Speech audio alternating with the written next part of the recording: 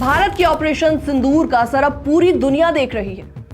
पाकिस्तान कहता है कि उनको कोई नुकसान नहीं हुआ, लेकिन ग्लोबल रैंकिंग ने पूरी पोल पट्टी खोल कर रख दी है। 2026 में पाक आर्मी कौन से नंबर पर आ गई है और आखिर गिरावट की असली वजह है क्या, सब कुछ आपको इस वीडियो में डिटेल में बताएंगे। नमस्कार, मैं हूं आपके साथ प्रेरणा कौशिक। तो पाकिस्तान में पिछले कुछ सालों से आर्मी का दबदबा देश के अंदर तो बढ़ा है, लेकिन दुनिया में उसकी मिलिट्री पावर लगातार कम होती जा रही है।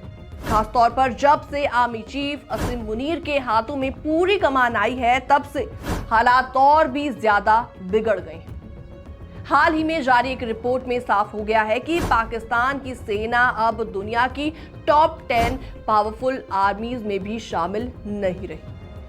असीम मुनीर ने बीते कुछ महीनों में पाकिस्तान की सरकार और राजनीति में अपना दखल काफी ज्यादा बढ़ाया है।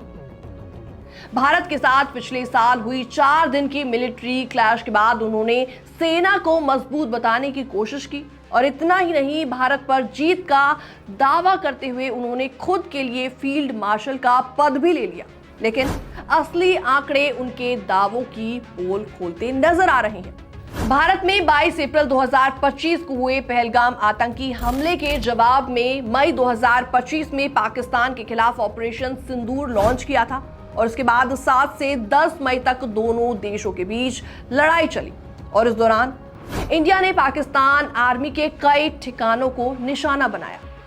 पाकिस्तान की तरफ से कहा गया कि उसे कोई भी नुकसान नहीं हुआ, लेकिन अब जब जो रिपोर्ट सामने आई है वो कुछ और ही कहानी बयां कर रही है। आंकड़े साफ दिखा रहे हैं कि ऑपरेशन सिंदूर के बाद पाकिस्तान की सैन्य ताकत को एक बहुत बड़ा झटका लगा है।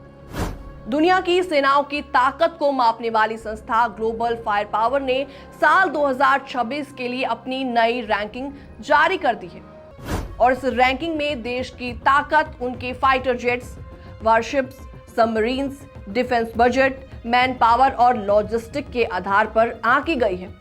और इस लिस्ट में यूएस पहले नंबर पर है, रशिया दूसरे नंबर पर है, चाइना तीसरे नंबर पर है।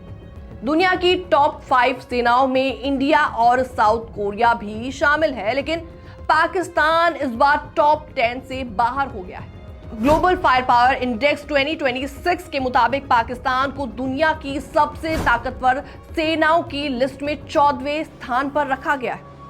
ये साफ तौर पर दिखाता है कि भारत के ऑपरेशन सिंदूर के बाद पाकिस्तान की स्थिति कितनी ज्यादा खराब हो गई है। पिछले 2 सालों में पाकिस्तान की रैंकिंग 5 पायदान नीचे गिरी है। इससे यह भी साफ हो जाता है कि असीम मुनीर और पाक आर्मी का कोई नुकसान नहीं हुआ। इनका ये वाला दावा पूरी तरीके से गलत हो गया है। आपको बता दें, असीम मुनीर नवंबर 2022 में पाकिस्तान के आर्मी चीफ बने थे। साल 2023 में पाकिस्तान की सेना 7वें नंबर पर थी। साल 2024 में फिसलकर 9वें नंबर पर आ गई।